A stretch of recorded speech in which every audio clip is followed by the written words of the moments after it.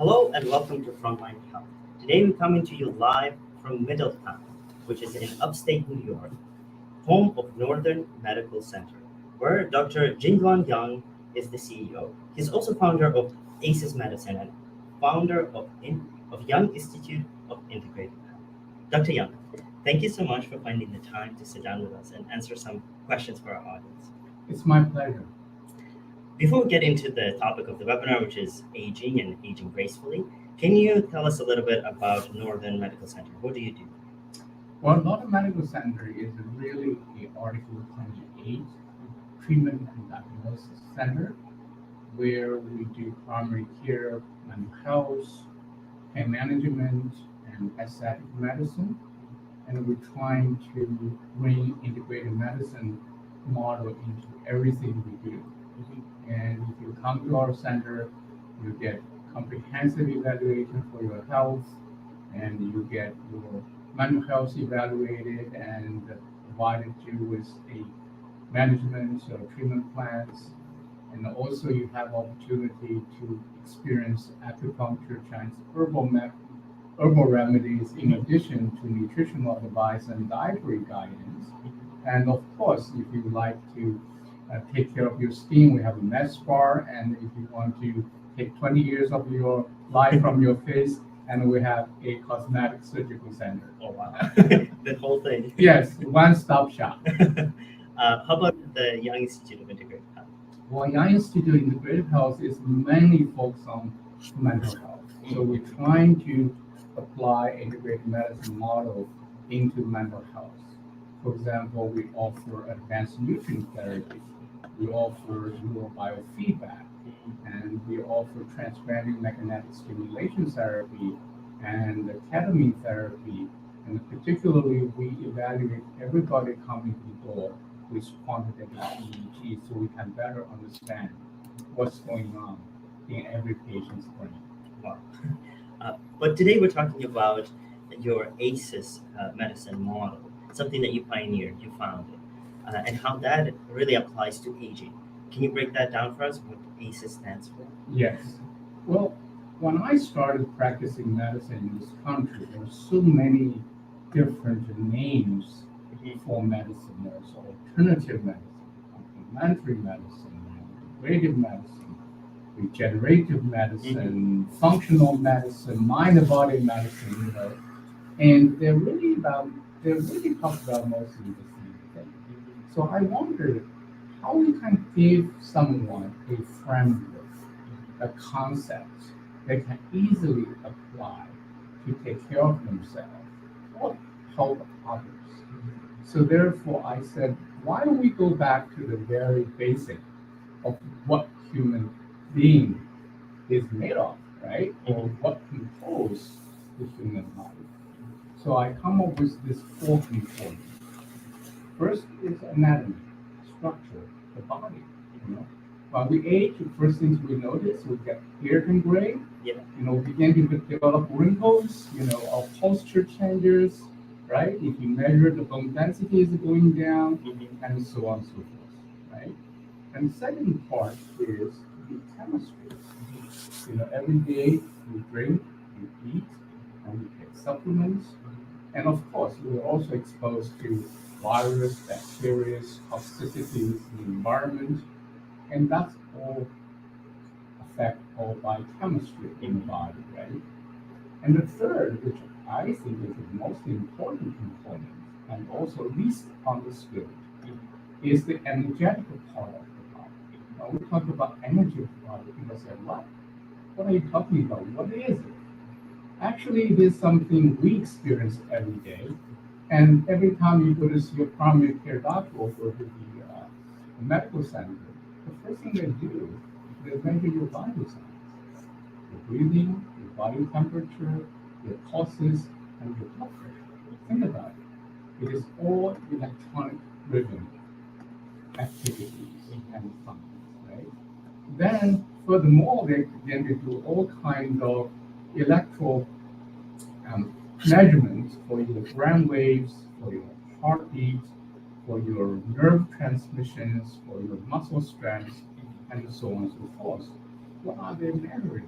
You measure your energy again, right? So what keep us breathing, keep our heart beating, keep our bowel moving is all driven by human energy. But the problem is we cannot visualize it. So therefore, just like you and me, we don't see anything between us. But there's a full of air, oxygen between us. We don't see it, right? But the same thing with human energy, we can't visualize. But there is one medicine that I had a chance to learn when I was 13 years old, which was traditional or ancient Chinese medicine. That is medicine has the whole map of what human energetic system is like and how it works. So that brings another dimension into healthcare. Right? Of course, everything we discussed so far is viewed body, just like a car. You have body parts, you have chemistry, then you have electronic activities, right? But who is driving, right? There is a human soul or spirit or mind, whatever you want to call it, or consciousness, as driving and control this body and body's activities.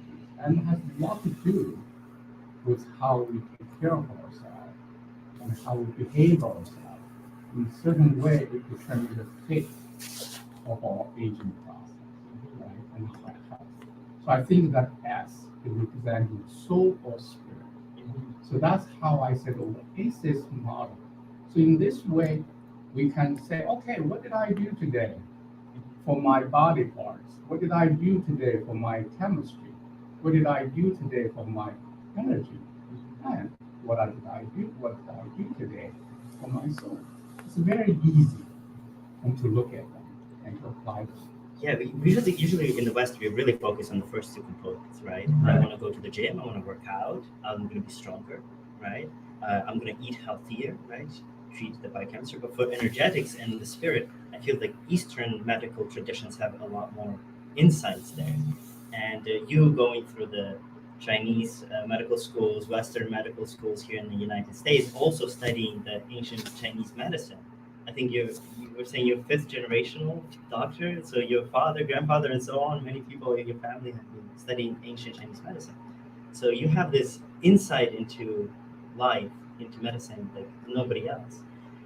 So can we start with the physical, the anatomical part? And what do you see is the key component for better aging or smoother aging? I would like, excuse me, I would like to focus on the cells of the body because everything is made of cell, and our cell exists with a very fine membrane. That membrane is so thin, it's about like even the soup bubble is 20 times thicker than a membrane of cell. In other words, the membrane cell is really, really thin and also fluid. Okay? It's very volatile. And however, the functionality of that membrane depends on the integrity of its structure. And this integrity is controlled by a number of things. Particularly, I want to emphasize is the essential fatty acids, particularly the polyunsaturated fatty acids. And they are the really major components of the structure of the membrane, also responsible for the signal transduction of between cells, between outside cells and inside cells, and a lot of other functionality of the cell.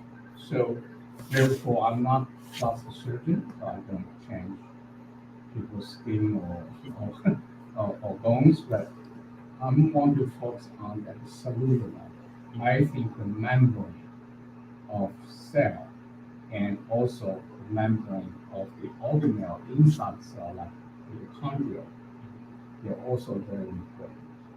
So I think I would suggest everybody because it focused on like how do we take care of the function and integrity of the membrane. And there are so many studies indicate if the membrane is not healthy, and it's going to develop what we call the senile cells. And the senile cells is a little bit different. I will talk about it a little later, because when you have a damage to the membrane cells, the membrane can quickly patch and repair and fix it. But as for mild injury, later for intermediate serious injury, the cell will just die. But mostly it's intermediate level injury. And the cell can repair to a certain degree, but this cell become a senile or senescent cells. They're almost like someone who retired, stop working. But they're still doing something. They still play active roles by producing certain proteins and by producing certain biological factors. And those factors on the one side can protect the body, on the other side can promote inflammation and even cancer. So therefore, you don't want to have too many senile cells in the body, right? So therefore, we want to do anything we can to protect the membrane cell. How do you do that? What's the best way? Well, interestingly, first of all, we know we have to we have to have a sufficient amount of polyunsaturated fatty acids, and that mostly come from the food. We know they're coming from fish, coming from seeds, coming from vegetables. However, body has what they're called a desaturated enzyme, kind of convert fat, into the polyunsaturated fat. As we age, the activity of that enzyme decreases. So therefore, it requires us to supplement a little bit more of polyunsaturated fatty acids. So supplementation is one thing. Another thing is really to prevent the reduction of this enzyme's activity by managing our stress, by having sufficient amount of sleep, by certain kind of level of exercise, and also in eating a balanced diet, because the membrane also need protein and need other electrolytes and the minerals and the vitamins. So that's how we should do it. And we're going to, develop a course and teach people exactly what they can do for themselves through diet, through lifestyle changes, and also what kind of testing you could do. You can actually now test your essential fatty acid balance. You need a balance. It's not just the one is more important than the other. For example, everybody is talking about supplementing omega-3. Right. What about omega-6? Or as if omega-6 is a bad guy. But actually, omega-6 is as important as omega-3. Both good guys. Yeah, both are good guys if they're in the right ratio. You should have 4 times more omega-6 than the omega-3. But today, because of American or typical Western diet, we have 20 times more omega-3 than omega-6 than omega-3. And that means we have so much more omega and essential fatty acid that promote inflammation rather than reduce the inflammation. So that's the problem. And we need to keep the balance. So balance is not only the keywords for energy, but also keywords for biochemistry. Very fascinating. Isn't that also part of the traditional school of thought in the East as well, having the balance, not going to extremes? Yeah, Chinese medicine has this concept of the yin and the yang, Yeah, you know. And if you look at that, yin and the yang is not a philosophical concept. It's actually a way to classify, to describe a phenomenon that exists in almost everywhere at every level, including in human body, that always there's a two opposing components. They are generating each other or support each other. They also control each other to keep a balance. You know, if you think about the neurotransmitters, always there's one neurotransmitter is exciting your brain, the other one inhibiting your brain, right?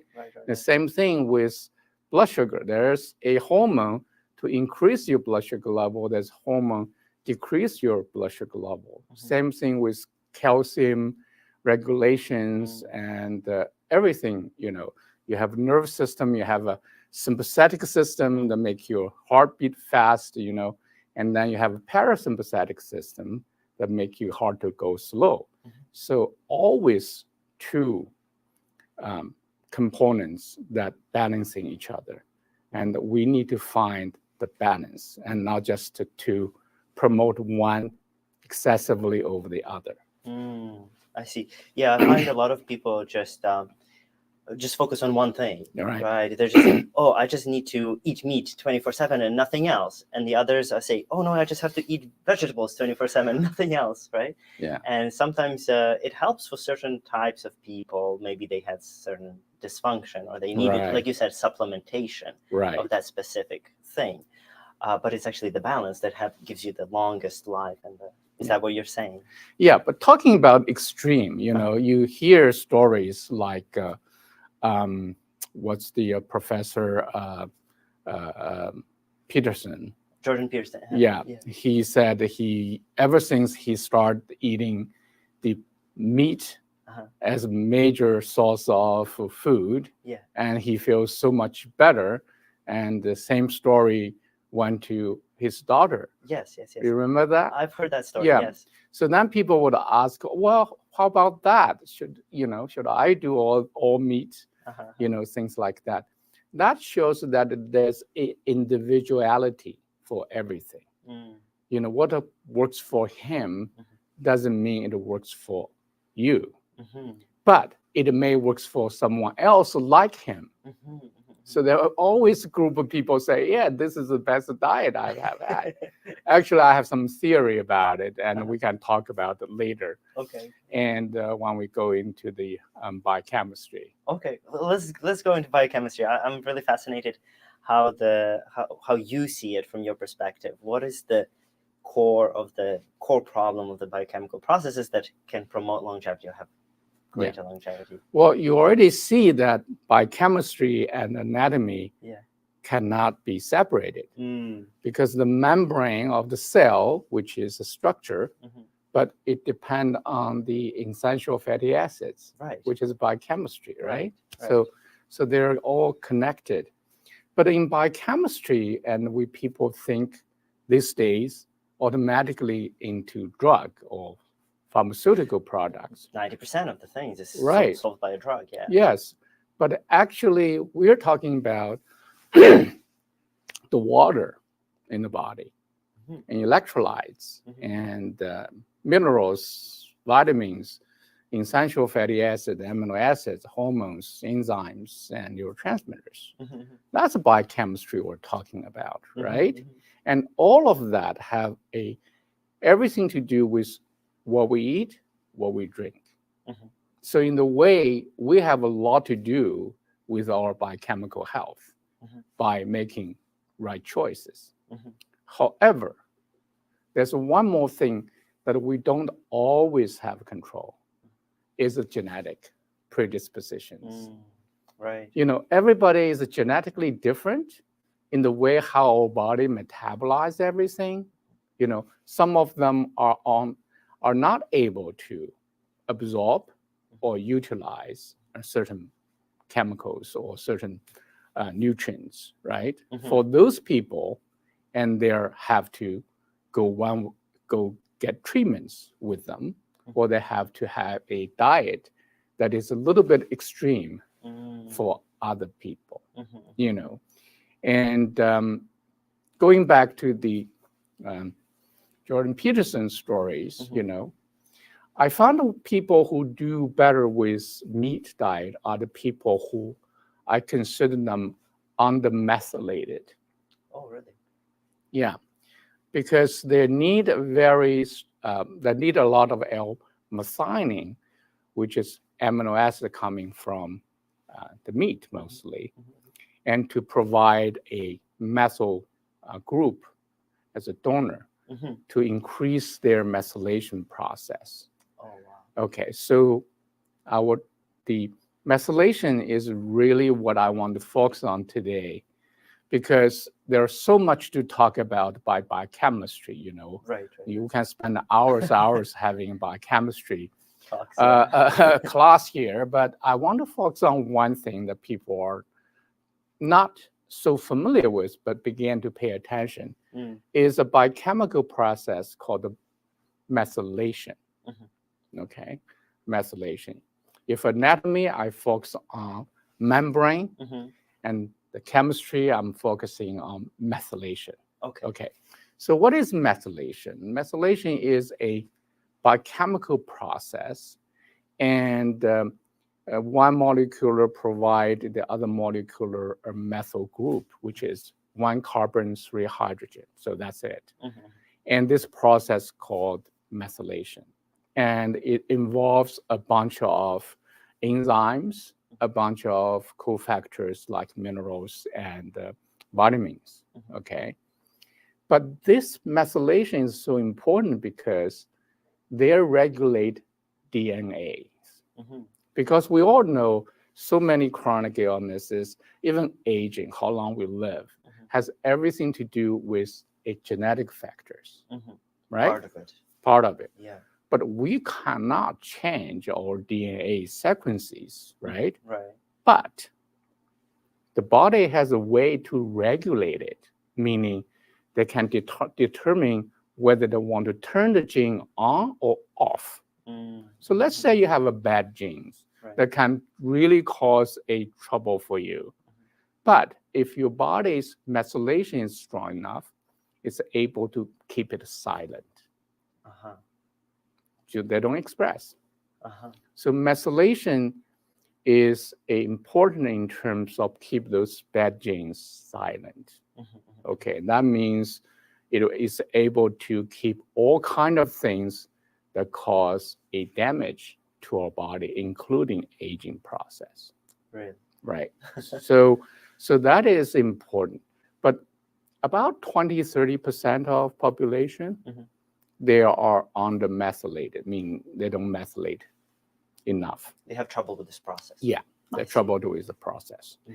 And those people actually will have a tendency to have all kinds of other health issues. And for example, it's interesting because they can have a certain personality traits. Really?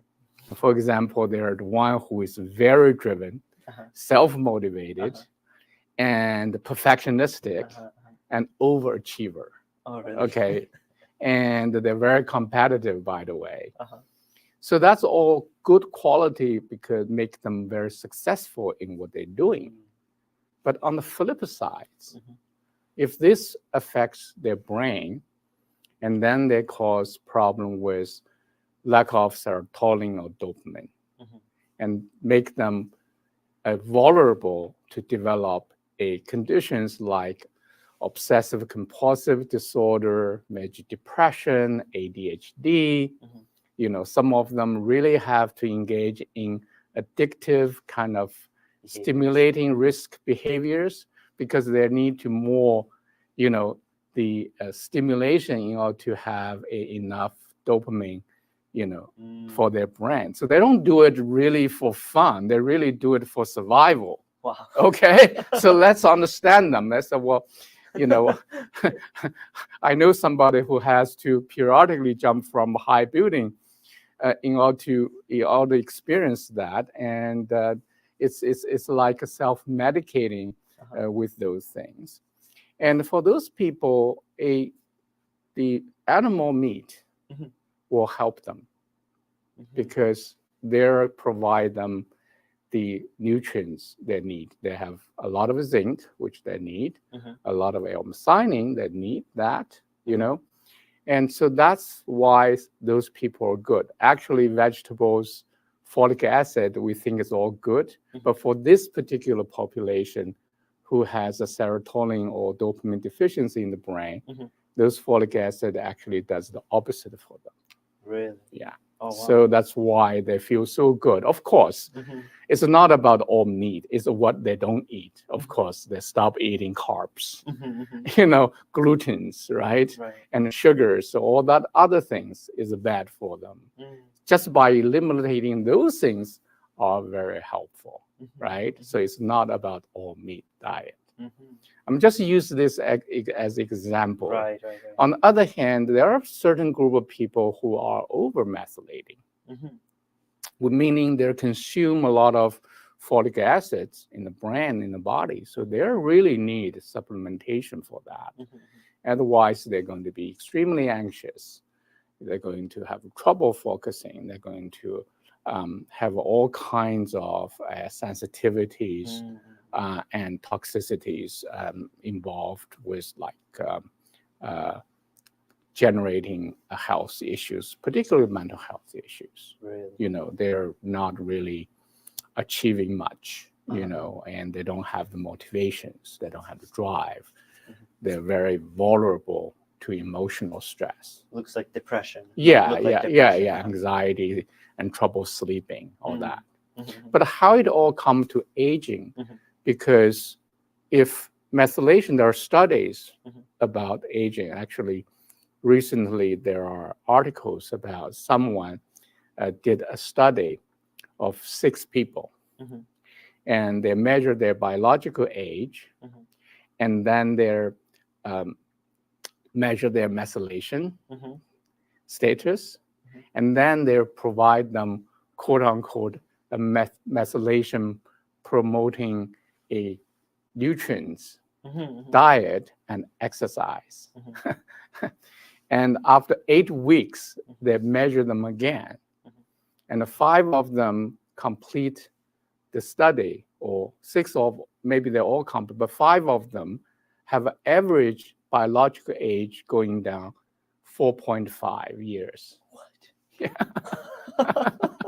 In 8 weeks? Yeah, in 8 weeks. Wow. You know, so anyway, there's so much things you can do for you know, biochemistry, but I consider managing your methylation balance is the key to managing everything else, because methylation is involved in all chronic diseases, cancer, cardiovascular disease, liver disease, diabetes, you name it. So therefore, if we could just focus on one thing and managing the well, it does a lot for us. Otherwise, you're going to get lost into what should I do? What should I eat? What should I take, right? Yeah, but I think focus on methylation is the key, not only for aging, but for all kind of chronic health problems. Fascinating. And I love how you're mentioning it's about the balance, or finding the balance, and it's different for different people. So you have to understand which balance is right for you. Right. Oh, wow. Okay. Fascinating. And we're just that's just the first 2 topics. How about the energy? How does the energy? Well, the energy part, I have to bring into the ancient Chinese medicine into it. Right. Again, I'm not going to give you a Chinese medicine lecture. I wrote 2 books about it. If you're interested, I wrote one book called for the general public called Facing East, the ancient health and beauty secrets for modern age. And I co-authored that with my friends and clients, Norma Kamali. And so that was published in 2016 by HarperCollins. So people probably can still find it somewhere on Amazon or online. Yeah. And the second book I wrote called Clinical Acupuncture in Ancient Chinese Medicine. That's a textbook for Oxford University Press for professionals, healthcare professionals, because I really want to explain to them that introducing ancient Chinese medicine, acupuncture into health and medicine is not a alternative, it's not a optional, it's essential. Because they add the third piece that is missing in healthcare. So I used to say that our current medical centers, hospitals are like car shops without electronic engineers. Because we focus so much on structure and chemistry, and nobody understand how we treat them energetically, right? Yes. And so, but anyway, I think the Chinese medicine is a medicine for energy. And there, people, of course, say, well, how do we prove that? How do we know? And we can't, because we don't have the technology and the science yet to understand, to visualize, to comprehend the energetic problems or energetic structures, physiologies in human body. So whoever developed ancient Chinese medicine, which I do not take any credit for it, had ability to visualize it. We just inherited it. So even we call it Chinese medicine. I'm not even sure that was created by Chinese or not, but definitely Chinese has inherited those body of knowledge.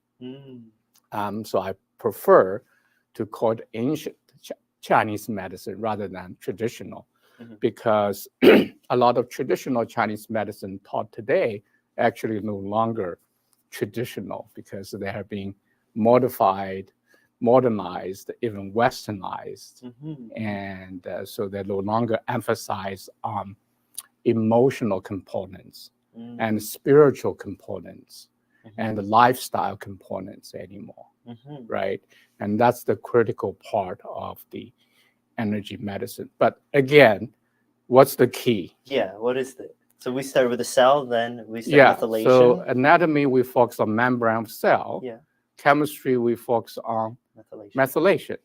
And what do we focus on? Energy is the kidney. Really? Yeah. So whenever you hear words kidney from a Chinese medicine doctor, the real one, it's not the same kidney, okay? It includes the kidney as a structural organs, but we're describing kidney as a energetic center.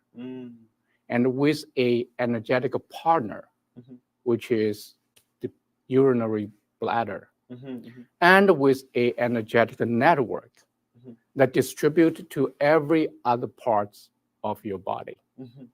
To exercise is tremendous amount of functions energetically.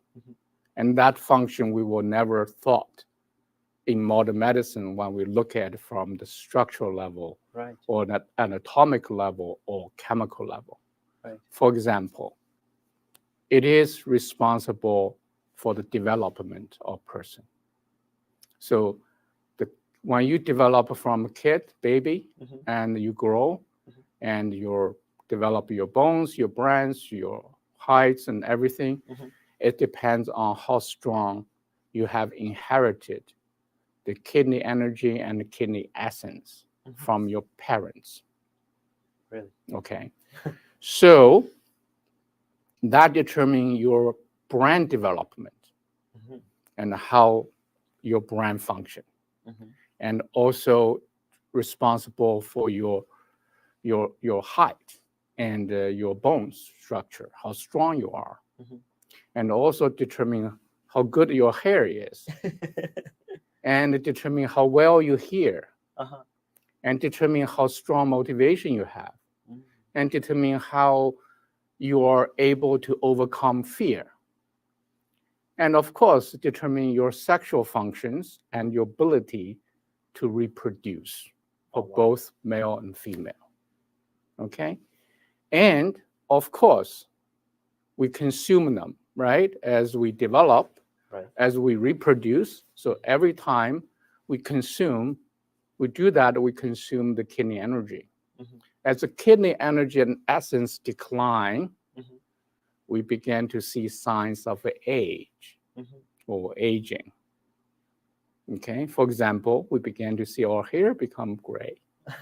We began to have tinnitus in our ears, or eventually we don't hear very well. And we began to become forgetful, right? And even going to more extreme, become demented.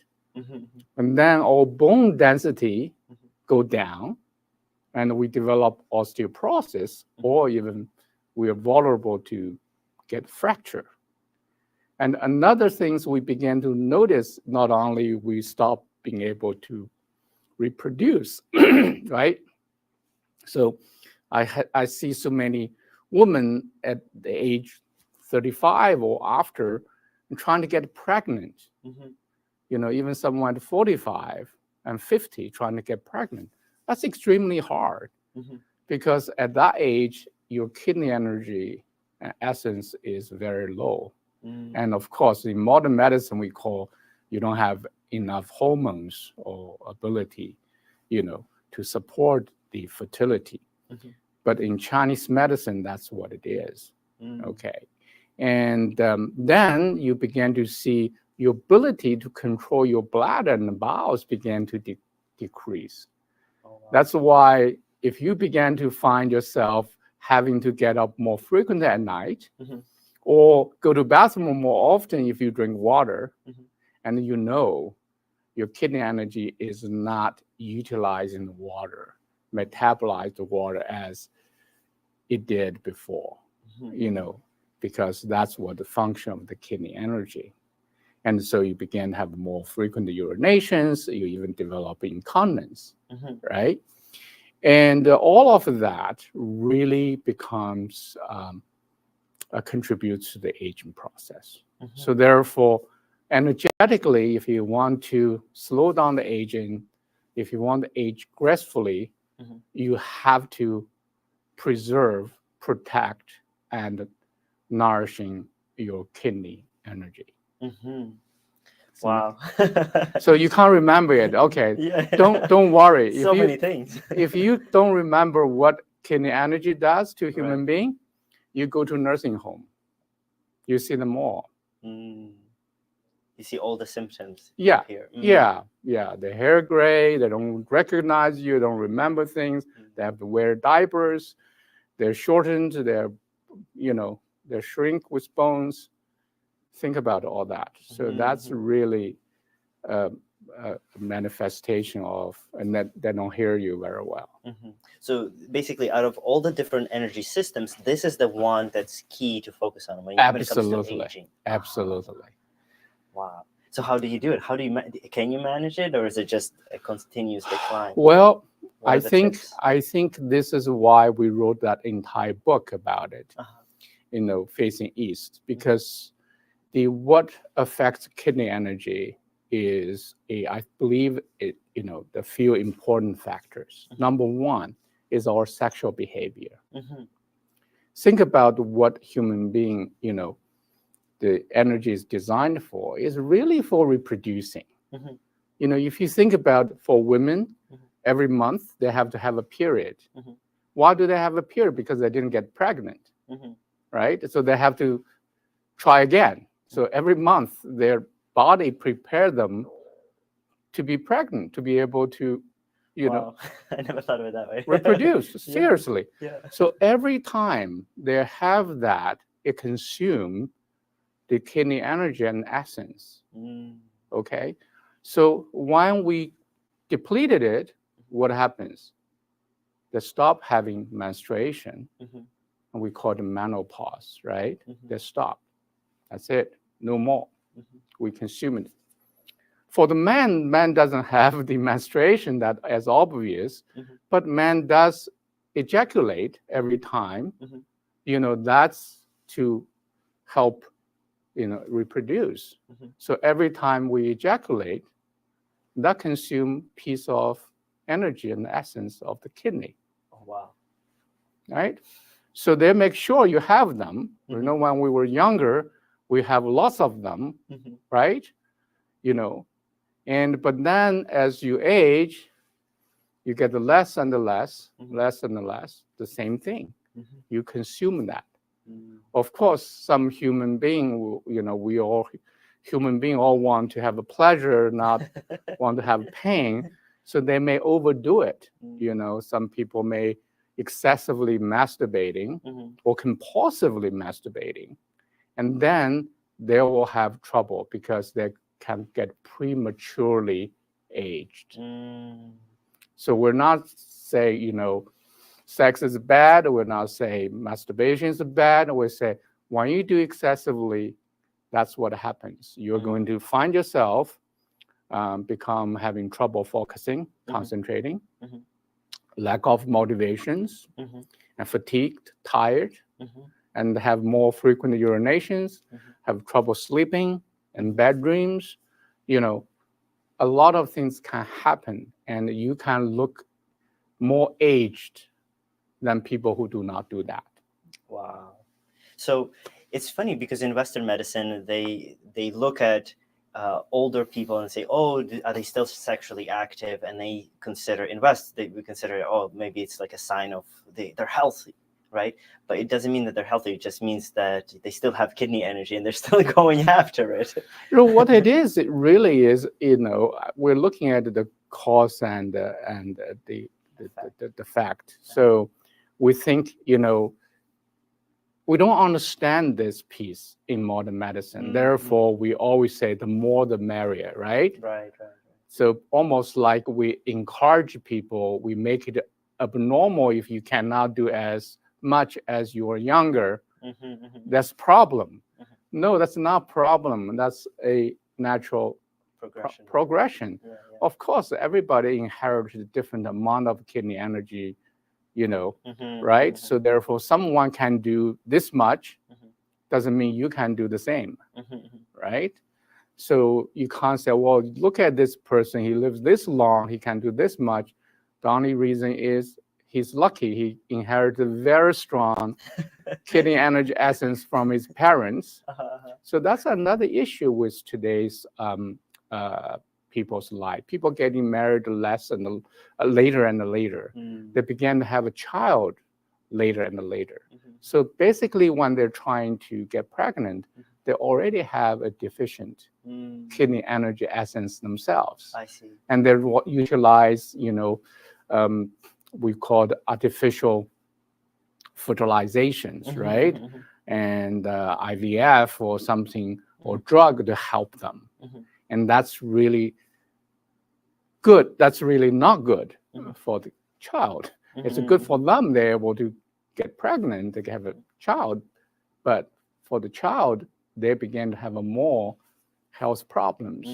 If you look at the statistics, and I believe there's the older you are, and the more likely the child would have some conditions such as ADHD or even autism. I don't know, but don't quote me on that. But health issue, the health of the child have a lot to do with the age of parents. And I'm glad it didn't happen to me because my mother had me when she was 40 years old. But I could be smarter if she had me earlier. I think you did pretty well.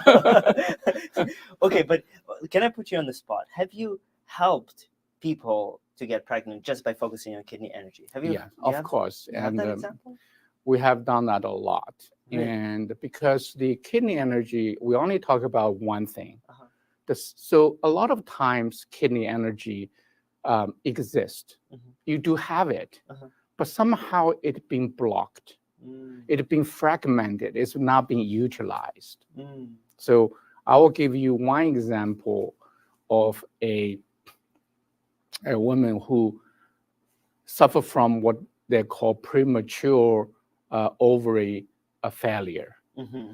And she was like in menopause in her 30s. Wow. And had a bone densities, has a hair, has a trouble with the bladder, is like someone in their 70s, 80s. Wow. She had to go to bathroom almost every 5 minutes. Uh-huh. She couldn't hold any water. Uh-huh. She doesn't have any sexual appetite. Her bone density was extremely bad. Mm-hmm. Anyway, of course, she got married. She wanted to have a family. She was only like 30 something. So I treated her and with acupuncture, with herbal remedies that support kidney energy. Mm-hmm. Guess what? She was able to regain the period. Mm-hmm. She was able to have normal sex life, and she got pregnant. Oh wow. That's great. You know, so for her, it wasn't that she depleted all that. For a reason I will mention later, that's her energy was blocked. Mm. And what blocked the kidney energy the most? What? You know, as I said, if I want to structurally hurt somebody, Mm-hmm. well, I have to touch you. Mm-hmm.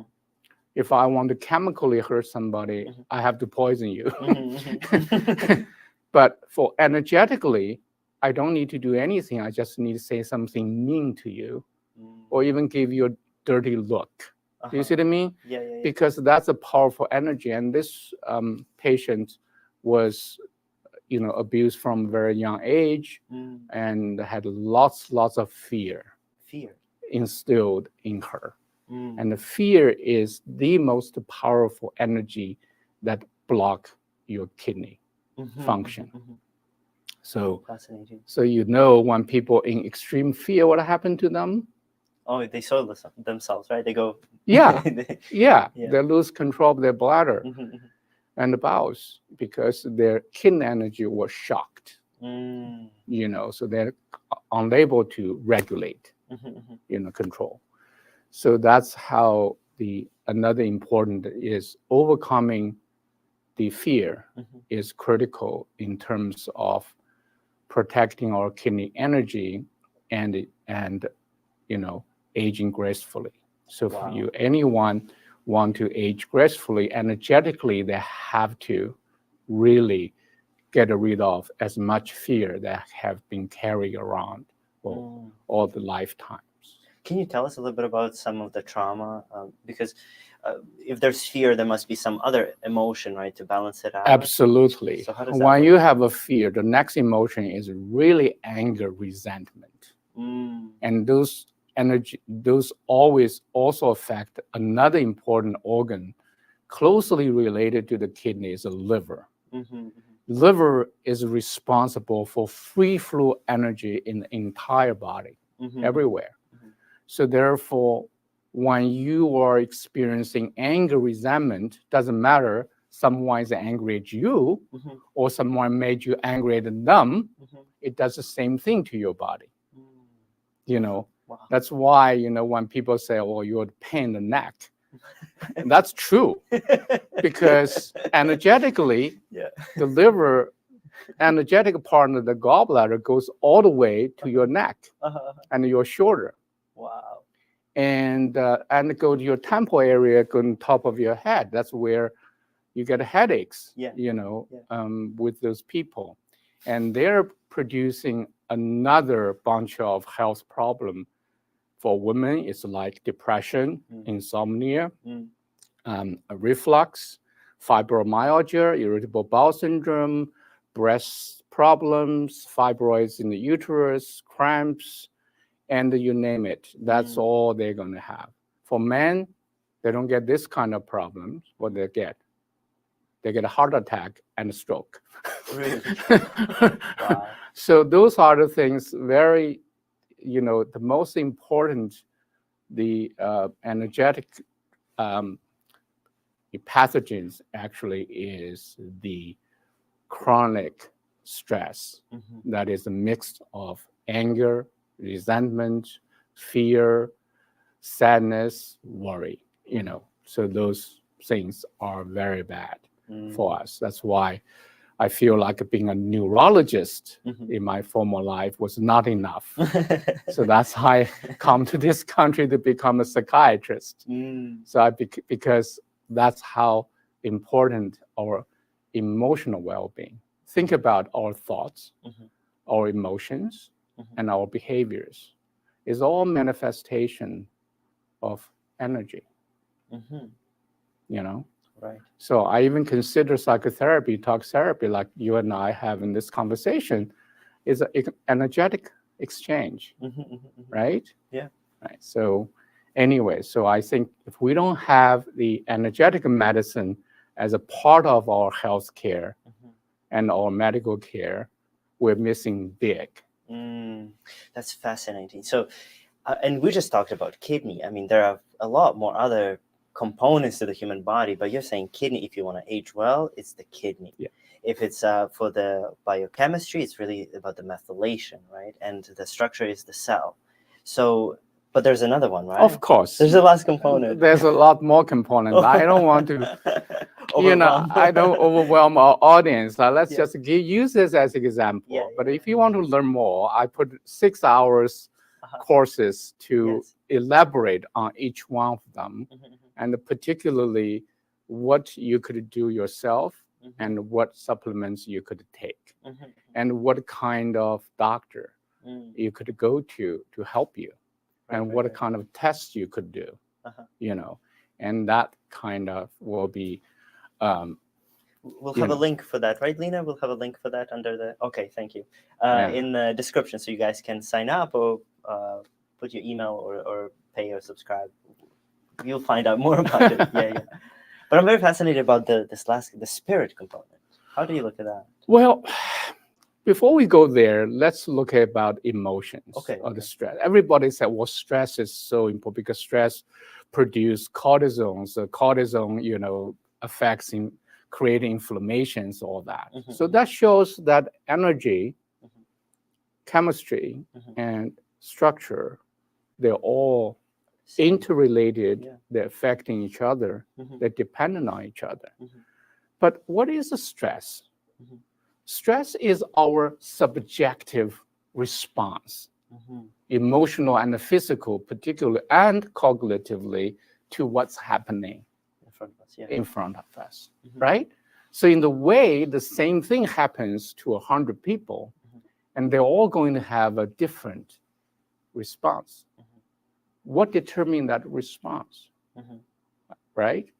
So that has a lot to do with the value proposition about what's happening. Mhm. So if you perceive what happens is a bad thing, Mhm. you're going to be angry.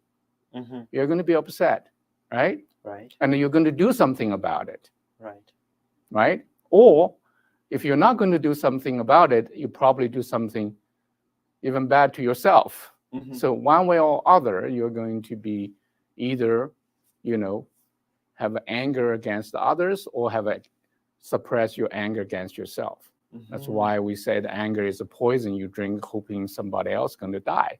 Right. It's so hurtful to yourself, right? Mhm, mhm, But if you look at things, well, actually, this is a good thing. mhm, You can look at it positively. mhm, That's why positive psychology and thinking positive is so important. mhm, If you can do that, mhm, mhm. right? But it's hard to do because you don't know what is good, what is bad, Mhm. right? So it has a lot to do with what? With our belief system, Mhm. what we believe. If we believe one way and we look at that thing, we think it's a good thing. Mhm. If we believe the other way, Mhm, mhm, now we think that is a bad thing. mhm, So the belief system has a lot to do. So what is a belief system? Is basically what our soul mhm, is thinking of, mhm, right? mhm, So I think that is, um, how do we define that? mhm, How do we define our spirituality? mhm. You think this is another Eastern thing. No, it is not. We have it too, yeah. Because in a very conventional medical book called the Treatment and Diagnosis, every year they update one. Mhm. And there's a chapter called the End of Life Care. And there's a section about spirituality.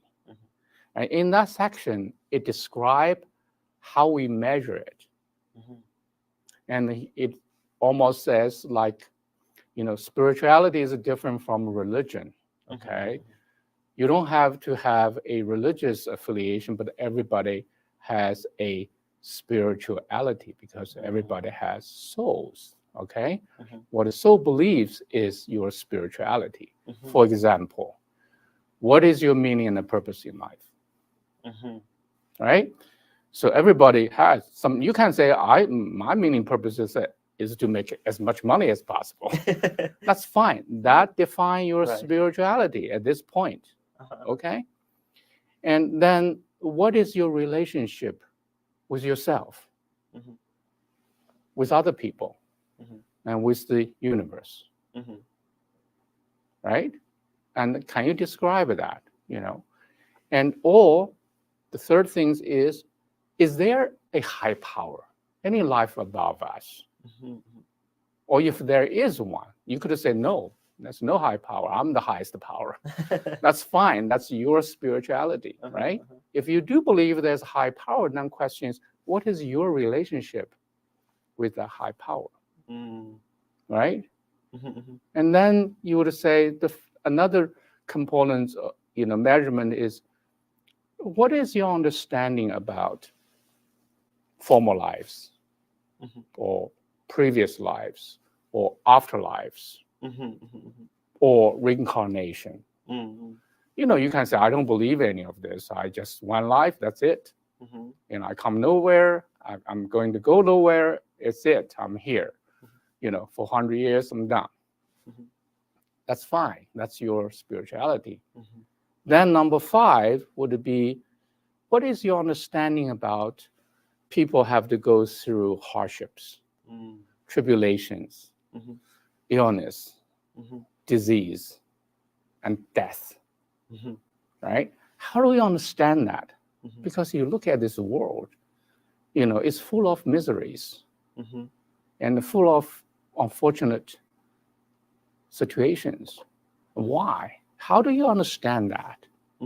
So those answers, whatever they are, in the way define your spirituality. Of course, it will evolve. It will change, right? This year, you may believe this way. Next year, you may change. Or you may change it back. Who knows? So it's a process, a progression. But what I think is important for us in terms of anti-aging, because it is our belief drive our emotions and thoughts and behaviors. And it's our emotion drives our thoughts drive our emotions, or sometimes emotion drives our thoughts, but they're all going to reflect in our behaviors. And our behaviors have anything to do with our physical well-being, right? So in the way, I feel like, yes, we start by paying attention to the body. Everybody see it, everybody care about it. But really, we should probably thinking from top down. Our spiritual health determine our, emotional behavioral health. Our emotional behavioral health will determine our physical health, right? So this kind of, and also it affects other parts of components related to our aging process, like relationships, and people live longer because they have a better relationships. That's another thing. Yes. Right? We found that. Yeah. We found that. It's important. So that's why I feel like looking at aging, you really have to look at all 4 components. But still, we're still focusing on the body. Everything we do, even we emphasize the spiritual health, is still trying to keep this body living as long, as healthy, as happy as possible, or even beautiful. But hey, if we do everything perfect, how long are we going to live physically? Right? I don't know. How many? 100 years? 100 years, 120 years, 150 years. okay? But eventually, what happens? We're going to disappear physically. And then what about our soul, our spirit? If we do have one, where do they go? What's their future? I think that's probably something we need to pay attention. So aging has two parts, the age of the body and the future, the fate of our soul. So while we're taking care of this body, we have to take care of our soul. By doing that, it's not only help our physical body to live longer, healthier and happier, even more beautiful, but it also help the future of our soul, if you believe it. So I think that's why, and this is important, right? And the people say, well, if that is the case, why do we care about this body? Well, the answer is simple. Without the body, we can't give the soul opportunity to make right choices. Wow. So that's why our body is very precious. Our soul have opportunity, to do its job, refine self, and create a better future for itself. So no matter what belief system you come from, what religion you come from, I think this is the fundamentals apply to everyone. And it's fascinating how you're saying how if our soul, if we understand pain, suffering, all these components differently, it will reflect in our emotional states. Of course. And it will reflect in our energetic systems, which it reflects in our biochemical processes, right? And which reflects in our anatomical structures. Right. Wow. That's a lot. I know. It's not easy to do, but at least we have a framework. We have a system that we can really look at them simultaneously, and we can apply something practical to each one of them. So let's say if I want to take care of my membrane of the cells, I want to manage my stress, I want to sleep well, I want to exercise, I want to eat or have enough polyunsaturated fatty acids and minerals and proteins. If I want to manage my methylation, I want to do tests to know what kind of epigenetic status of me and what I can do and accordingly to managing my methylation balance. Okay? And energetically, I say, okay, I didn't know this piece of information in the past, but from now on, I'm going to look into everything I can do to let it go, any fear I'm carrying. Sometimes we're not even cautiously or cognitively aware of it. We suppress our negative emotions to the point we don't even know they existed. And particularly for those people who had experienced trauma in their early lives, a lot of us, including myself, growing up in the communist China, and we grew up with fear. That's how the country was run, based on instill fear in people. And we think we don't have it, but we do, And so that's something you really want to do. And then of course, there's medicine for it, right? And for anatomic, you can do surgery, you can do manipulations, you can do exercise, you can eat healthy. For chemistry, you can take nutritional supplements, you can eat healthy diet, and then on the certain circumstances, you can even take medicine for it, right?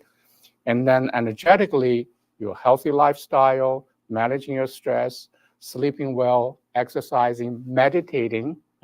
That's why people are playing yoga, meditation, or qigong. What are they? They're the exercise, they're the self-care for your energy, right? And then you said, I want to do something for my soul, okay? I know sooner or later, I'm going to be done with this life, or some people even say, I don't even care about to be here forever. I want to see where I'm going after that. And there is a system called life cultivation. Okay, and life cultivation is not a religious practice.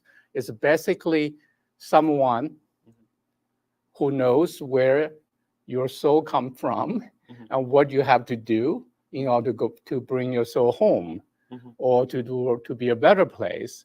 And they basically tell you what to do, what not to do, what to think, what not to think, so that you can achieve that goal, which is a life cultivation. But unfortunately, human being does not always recognize or like that idea. Because you're talking about spiritual practices. Yes, spiritual practice. So think about today. You put it very medically. For me, it's medical.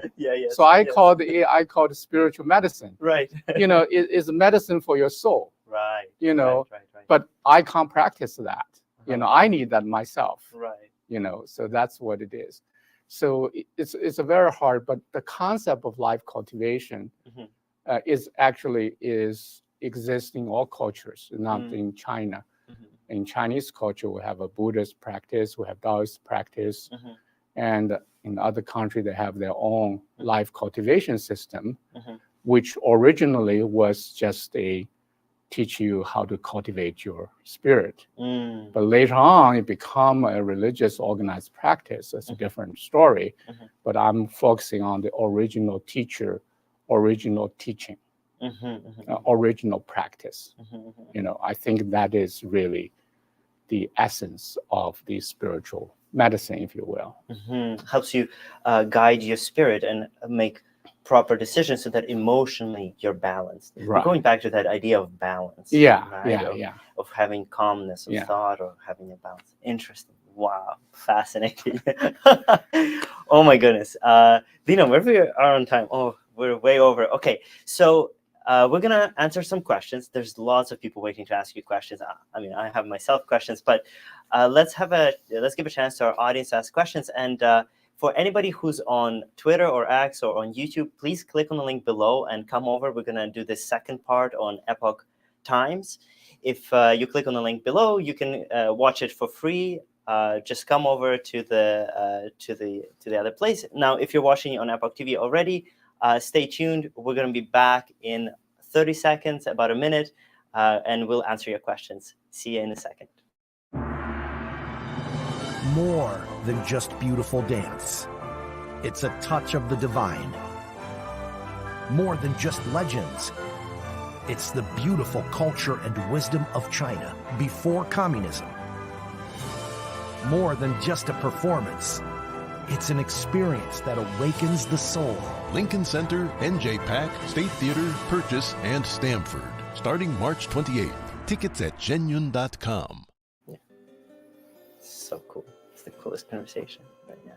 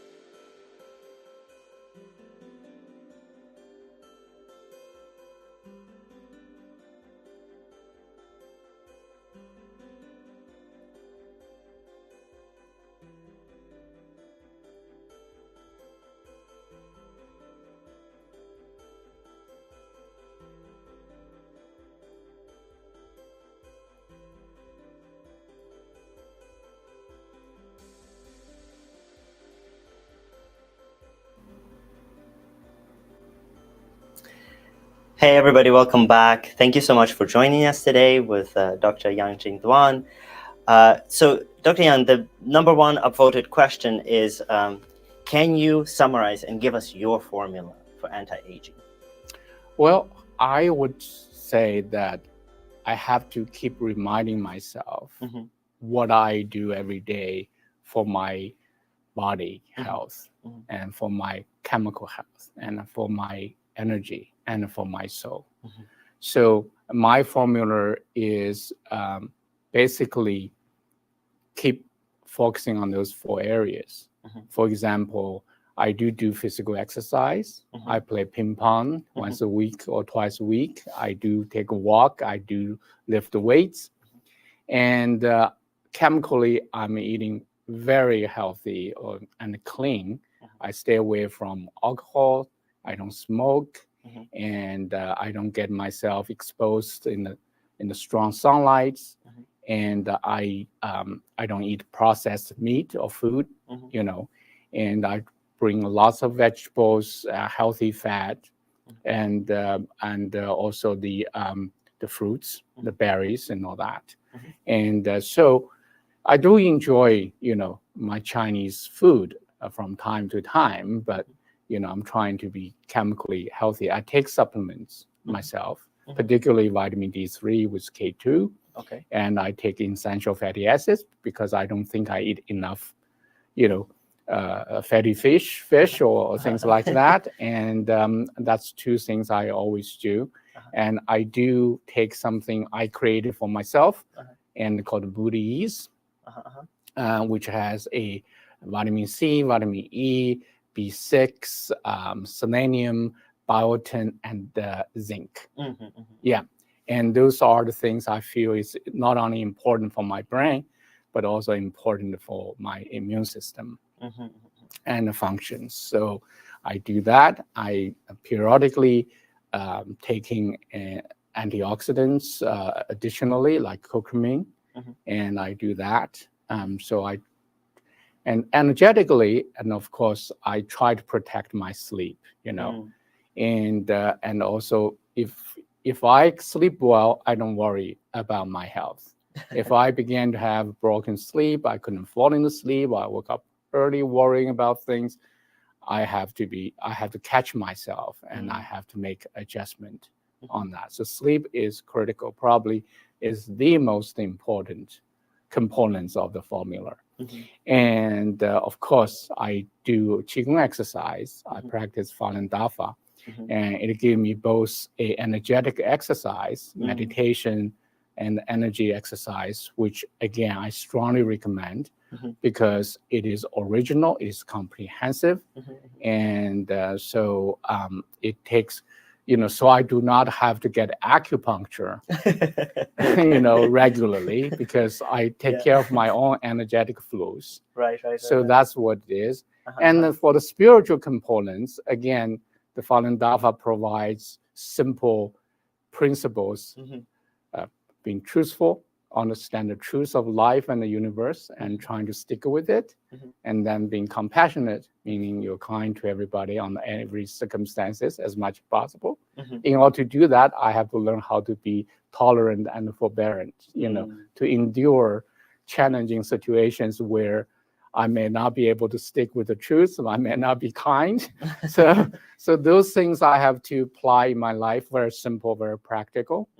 And I feel like it works for me, and they're simple, practical, and I can do that. I'm not perfect. I can do much better. And there's another issue. Even we know the knowledge, but we're not necessarily do it. Why? Because a lot of times, our good goals contradicting with how we emotionally feel and physically feel. For example, every year, New Year resolution, everybody has that, right? Right. But after 3 months, how many of people do you think they're able to keep it with it? I don't know, maybe 5%? Yeah, 10? less than 8%. Oh, really? You're pretty close. Why? Because what we think in our head does not always